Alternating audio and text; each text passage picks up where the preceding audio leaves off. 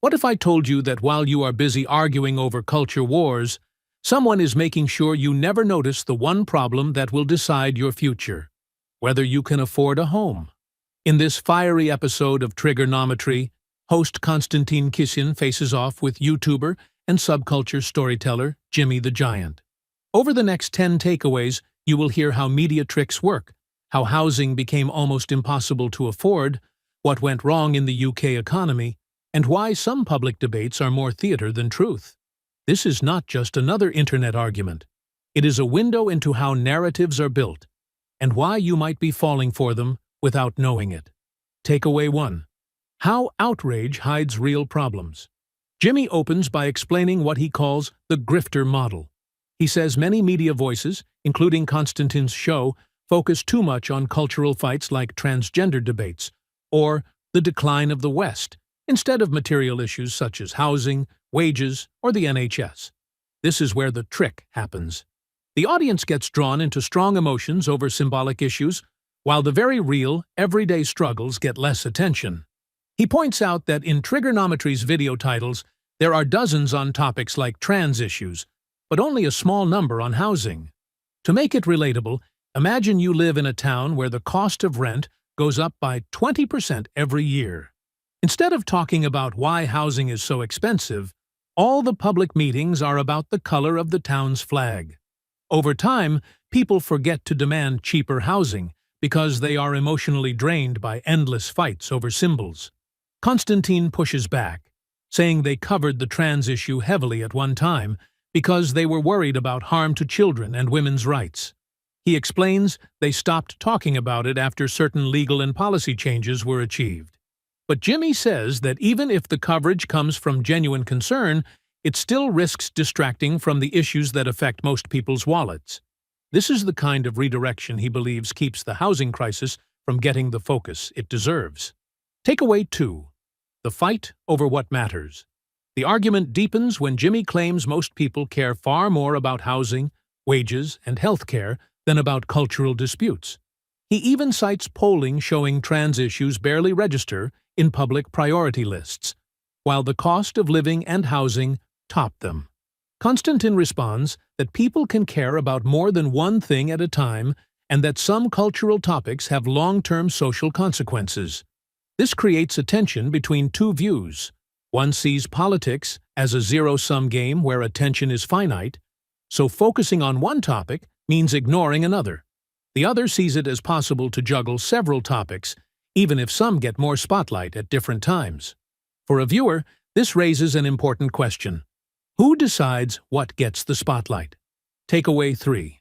The rules of honest debate.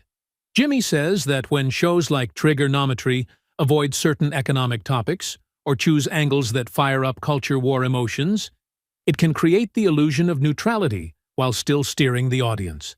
Konstantin replies that true neutrality does not mean every issue gets equal time, but that guests and viewers are free to challenge ideas. An example is when Konstantin brings up the Ukraine war. He says he has been openly critical of right-wing figures who support Russia, and even raised tens of thousands for Ukraine relief. This shows how an outlet can break its perceived mold. But Jimmy insists that when it comes to housing or the NHS, the same kind of strong focus is missing. The lesson is that neutrality and balance are not just about intention. They are about what actually gets covered. Takeaway 4. When claims fall apart. Several moments in the discussion show how quickly accusations can lose weight when challenged. Jimmy claimed Konstantin defended controversial politician Enoch Powell, but later admitted it was a joke. He also claimed Konstantin stayed silent about the January 6th riots in the US, but Konstantin produced proof that the very next day he had condemned them. Jimmy withdrew the claim. These corrections matter because they show how easy it is to misrepresent someone, especially if you have not done full research. For the viewer, it is a reminder that the trick is not always done by one side. Sloppy claims can be a form of trickery too. We're about to dive into the most exciting part of this video. If you're enjoying it, hit the thumbs up below and share this video in your WhatsApp groups. It really helps us keep making great content. Don't forget to leave a comment and hit subscribe for more. Now let's continue with the video. Takeaway 5. Owning your research gaps. At one point, Jimmy admits he did not watch many of Triggernometry's videos in full before making judgments, relying mostly on titles and themes. He accepts that some of his videos' points were weak or poorly supported, but he still says the main message about misplaced priorities stands.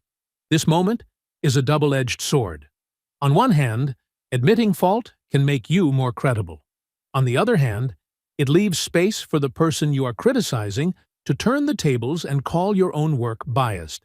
It is an example of how debates can shift from ideas to personal credibility. Takeaway 6. The system that shapes housing. Once the personal accusations slow down, the conversation turns to the bigger picture. Jimmy talks about neoliberalism, which he describes as an economic belief that if rich people and companies are given more freedom and less tax, their success will benefit everyone else. In the UK, this led to selling public assets like railways and utilities to private companies. Now the public often rents back the same services they once owned. This is directly linked to housing.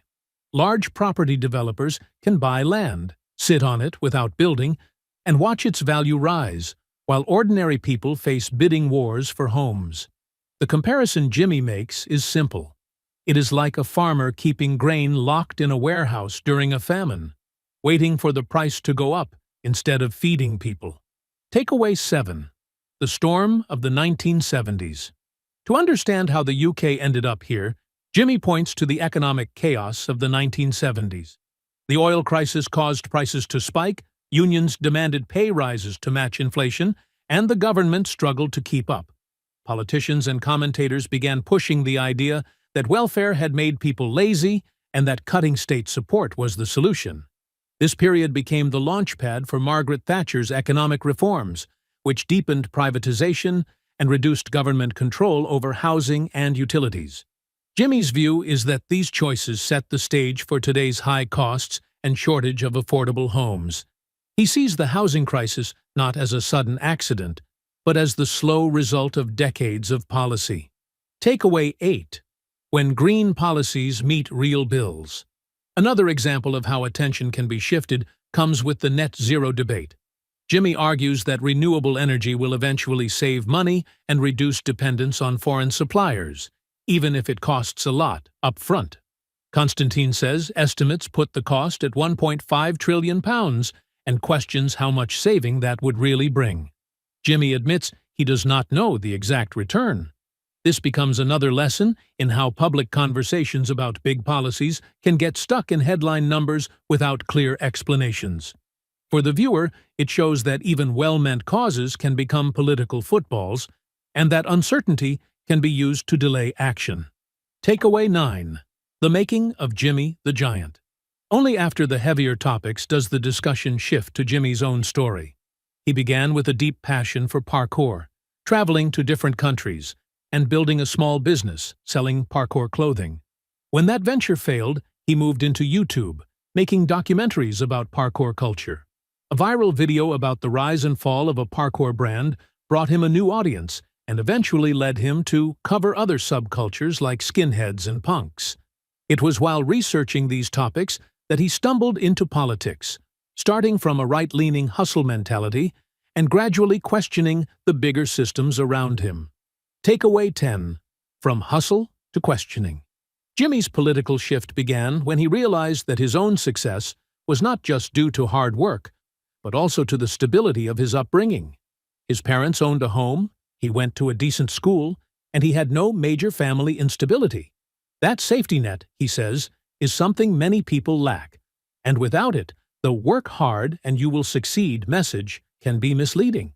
This reflection explains why he now focuses on systemic issues like housing and wages. It also brings the conversation full circle. If you know what structural advantages look like, you can see why ignoring the housing crisis is not just a policy failure, but a way of keeping the next generation from having the same stability you enjoyed. The core message of this clash between Jimmy the Giant and Konstantin Kisin is simple. What we pay attention to shapes what gets fixed. If we are constantly pulled toward symbolic fights, we may miss the slow erosion of our economic security.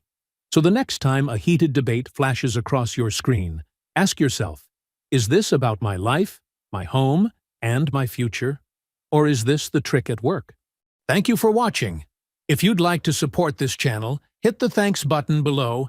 It really helps us keep going. If you enjoyed this summary, please leave a like and share it in your WhatsApp groups. To join discussion about this video, drop a comment below. And for more videos like this, hit the subscribe button below.